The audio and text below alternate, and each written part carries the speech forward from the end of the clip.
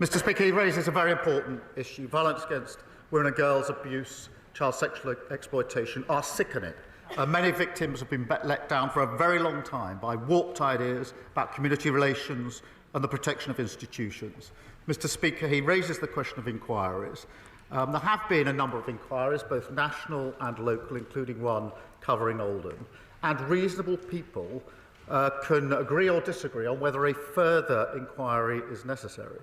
This morning I met some of the victims and survivors of this scandal, and they were clear with me that they want action now, not the delay of a further inquiry. The J inquiry, the last national inquiry, was 7 years, which would take us with a further inquiry to 2031. I think action is what's required. But whatever your view, whatever anyone's view on whether a further inquiry is needed, what I find shocking is that anyone in this House would vote down the Children's Wellbeing Bill this afternoon, which is vital protections for the most vulnerable in our society. And I urge the Leader of the Opposition to withdraw her wrecking amendment. Leader of the Opposition, Kemi Badenoch.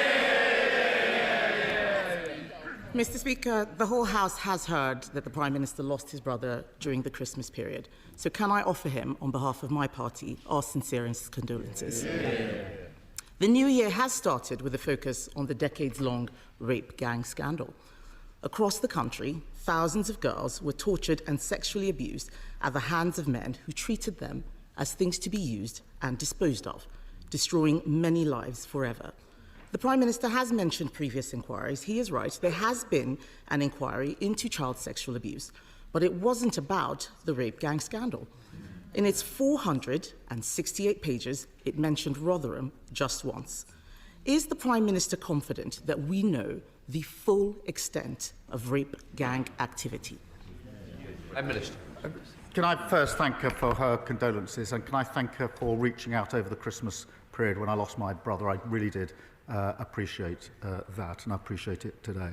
Mr. Speaker, on the question of a further inquiry, there have been a number of inquiries, some of them localised, including the Mayor of Manchester's inquiry recently, and of course a national inquiry Professor Jay carried out, took 7 years, had 20 recommendations, none of which actually were implemented by the party opposite when they were in government.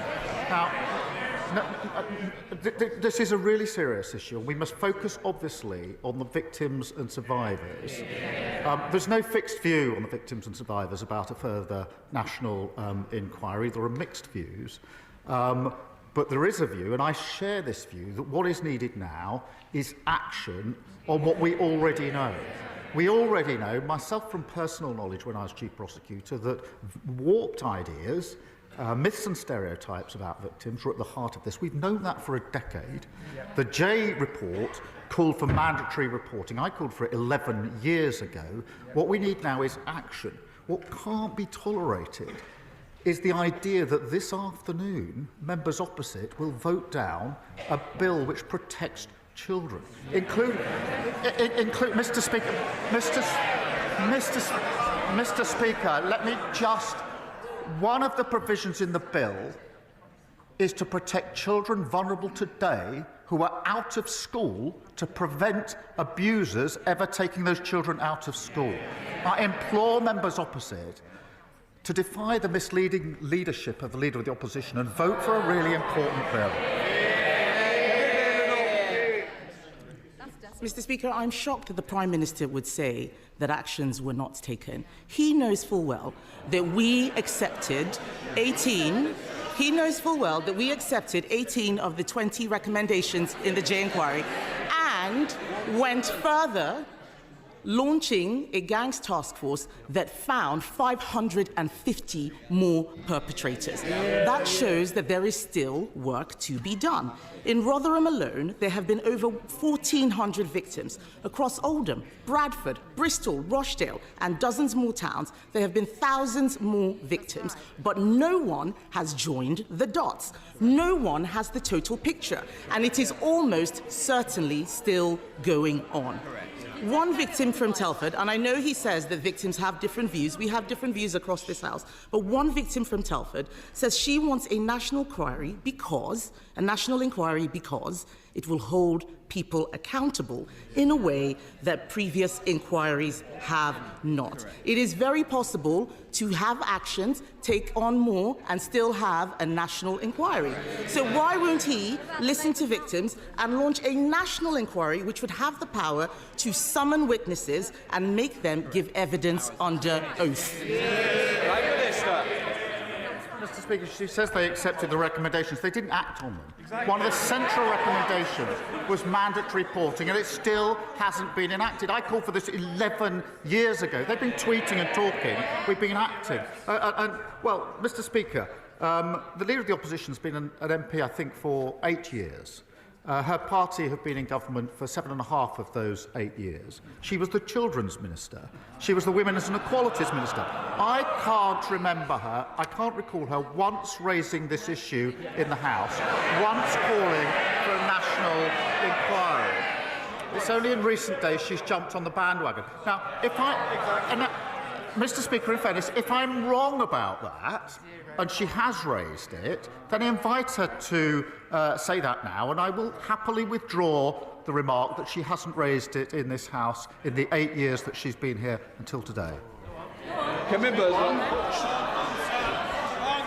Mr. Speaker, the Prime Minister is being very specific because I have raised this issue. I've raised it in speeches. I've raised it publicly. He knows that as a minister, I would not have been speaking on this specific issue. I was not a Home Office minister. But Mr. Speaker, I will remind him about other victims who came to me who I did help. The victims of the Tavistock scandal who came to me as a minister. I didn't send them away like his safeguarding minister. I made sure, as his Labour Party were calling me transphobic, that we launched the CAS review, which even his health secretary has accepted. So we do right by victims, Mr. Speaker. The reason why a national inquiry is important is because this issue is systemic. It has been involving local and national officials, the police, prosecutors and politicians. He talks about some of the local inquiries, but these interlinked issues cannot be covered by local inquiries alone. In fact, the leaders of the Manchester inquiry resigned because they couldn't get evidence, they couldn't summon witnesses, and not a single person in a position of authority has been held to account. The Prime Minister called for 9 inquiries in the last Parliament. Does he not see that by resisting this one, people will start to worry about a cover-up?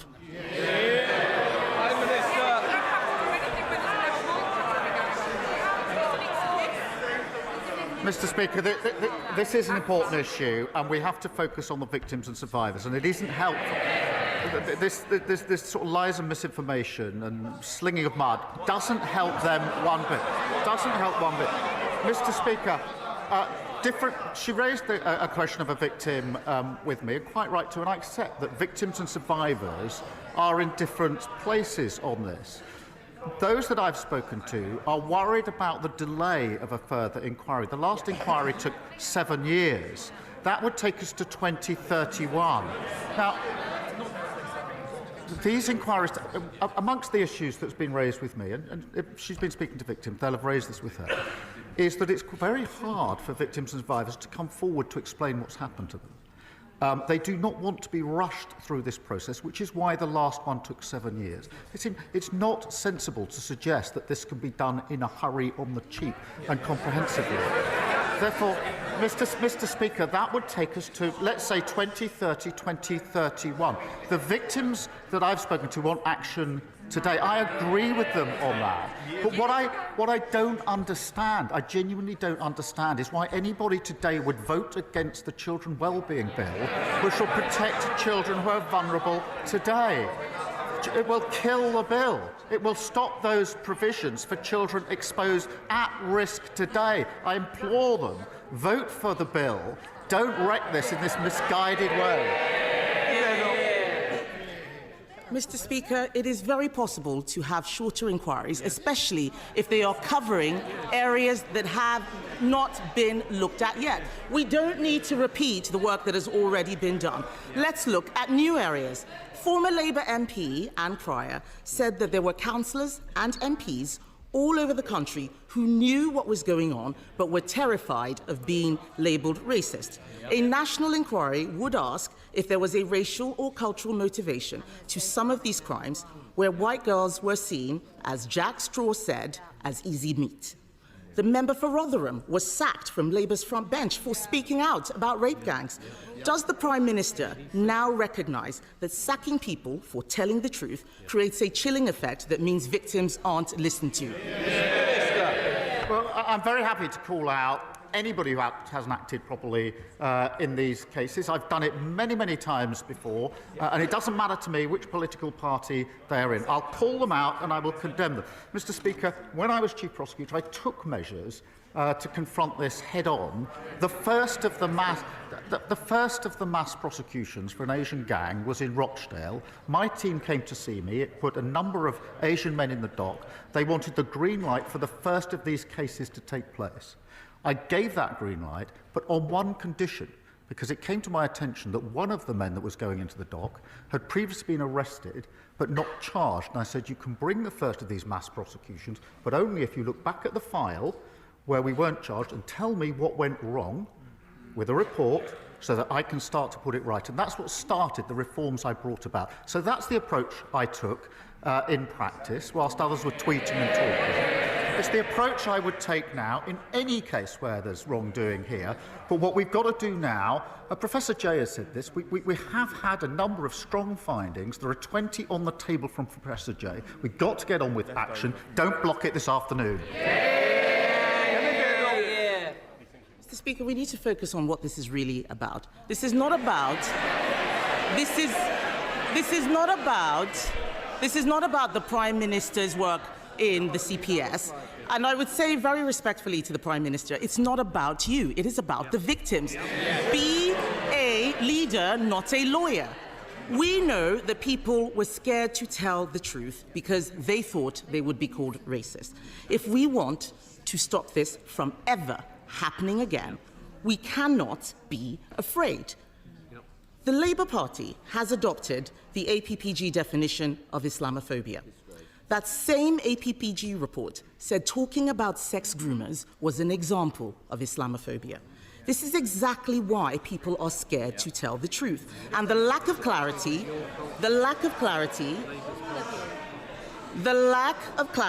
means that innocent British Muslims are smeared by association. That is not fair, and only a national inquiry can solve this. So will the Prime Minister look again at the Labour Party's adoption of the definition of Islamophobia, its chilling effect, and rule out introducing it in government? Prime Minister. Mr. Speaker, I will call out any aspect that has prevented anybody coming forward or any case going forward when it comes to violence against women and girls, child abuse or child sexual exploitation, as I have been doing now for the best part of 15 years. But, yes, some people will say there should be a further inquiry. But that does, I accept that, but that means all the victims and survivors who are going to give evidence need to be in a position to do so. Not all of them are. I've been speaking to them. There are some that do think they are. It will take time. All of the institutions will have to give evidence. That will take time. This will delay things till 2031 also. But Mr. Speaker, we already know what the major flaws are. And my argument is we should get on with that action. And that's why we're bringing forward the bill this afternoon. Kemi Badenoch. Mr. Speaker, the Prime Minister has effectively told us that he's not able to do two things at the same time. This issue of a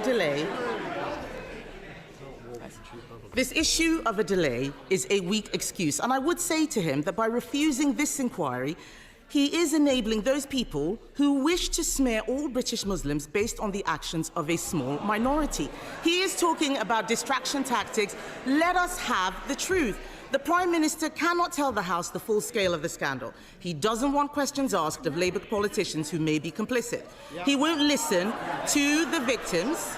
He won't listen to the victims who are calling for a national inquiry. He is making this all about a bill this afternoon. Later today, he will tell Labour MPs, including in Telford, Rochdale, Bristol, Derby, Aylesbury, Oldham, Bradford, Peterborough, Coventry, Middlesbrough, Newcastle, Ramsgate, to tell all of these people to vote against a national inquiry into the gangs which have systematically gang-raped children in their constituencies.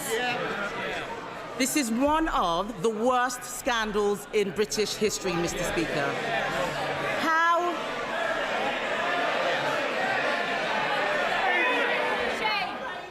Sorry? This is a very, very important issue that does matter to the country. It matters to all our constituents. I want to make sure they can hear what's being said by the Leader of the Opposition and the Prime Minister of the Opposition. Mr. Speaker, this is one of the worst scandals in recent British history. But how are they going to explain to their constituents that obeying his whip is more important than doing the right thing? She's right to say it's one of the worst scandals. It's terrible. That's why I acted on it. Her recently acquired view that it's a scandal, having spent a lot of time on social media over Christmas, not once in 8 years did she stand here and say what she's just said. Not once in 8 years. They didn't act on the recommendations. They want a national inquiry. We had a national inquiry, the J inquiry, the J report. 20 recommendations, not a single one implemented. Not a single one implemented. And she said you can do two things at once. You can't kill the bill this afternoon, wreck that bill, and protect children. There was Mr. Speaker, there was a dreadful case of Sarah Sharif that everybody will remember. This was the girl taken out of school and abused by an abuser. The bill this afternoon fixes that gap. And I know, I'm looking across, I know there are honourable members on the benches opposite who know very well that what's in this bill is necessary, that it's the right thing to do, and that would want to vote for this bill. I urge them to think twice about following this short-sighted, misguided, bandwagon-jumping approach of the non-leadership of the Leader of the Opposition. I urge them to. Speaker, my constituents